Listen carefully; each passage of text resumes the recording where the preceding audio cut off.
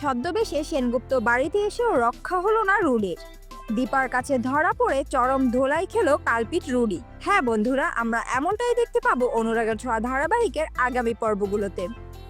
সূর্য যখন দীপার কথা মনে করে উদ্গ্রীব হয়ে থাকে, তখন সুযোগ বুঝে উর্মি আবারও সূর্যকে ওষুধ মেশানো জল খাইয়ে দেয়। সূর্যের আবারও মাথা ঘুরে যায়। ঠিক সেই সময় রূপা ও কৃষ্ণ ভিতরে এসে পড়ে। প্রবীর বাবুও সূর্যকে দেখে অবাক হয়ে যায়। রূপা বলে, বাবা তো ঠিকই ছিল, আবার এরকম ঝিমাচ্ছে কেন? কি হলো এটা? প্রবীর বাবুও বলেন, তাই তো, সূর্য তো এতক্ষণ আগেও ঠিক ছিল, আবার এরকম কেন করছে? কি যে হচ্ছে কিছুই বুঝতেছি না। আমি নিজেও জানি না আমি কি করছি। প্রবীর বাবু আরো বলেন, এইমাত্র তো ছোট বৌমা সূর্যকে এক গ্লাস জল দিল, তারপরই এরকম হয়ে গেল। সবার সামনে উর্মি তখন বলে, আসলে দাদাই তো ঠিকই আছে, তোমরা অযথা চিন্তা করছো। অন্যদিকে দেখা যায় রুডি এবার এক বিদেশি ছদ্মবেশ নেয়। সেই ছদ্মবেশে সে হাজির হয় সেনগুপ্ত বাড়িতে, কারণ সেনগুপ্ত পরিবার তখন সূর্যের জন্মদিনের পরিকল্পনা নিয়ে ব্যস্ত। জন্মদিনের সোনাবেশে হই হুল্লোড়, সবকিছুতে কৃষ্ণ ও রূপা আনন্দে মেতে ওঠে। ঠিক সেই মুহূর্তে দরজায় এসে দাঁড়ায় ছদ্মবেশী রুডি। সে পরিচয় দেয় সে অস্ট্রেলিয়া থেকে এসেছে এবং সে লাবণ্য সেনগুপ্তর বন্ধু। ফোনে লাবণ্যর সঙ্গে যোগাযোগ না হওয়ায় সে সরাসরি বাড়িতে চলে এসেছে।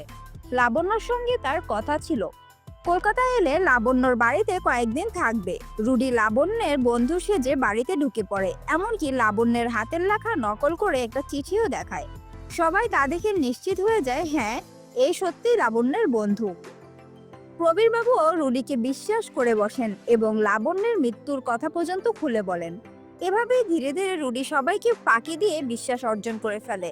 সে লাবণ্যের বন্ধু পরিচয়ে সেনগুপ্ত বাড়িতে থেকে যায়।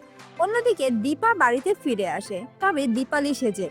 দীপা এই নতুন ছদ্মবেশী লোকটিকে দেখে সন্দেহ করে, ভাবে সত্যিই কি সে মায়ের পুরনো বন্ধু নাকি অন্য কেউ।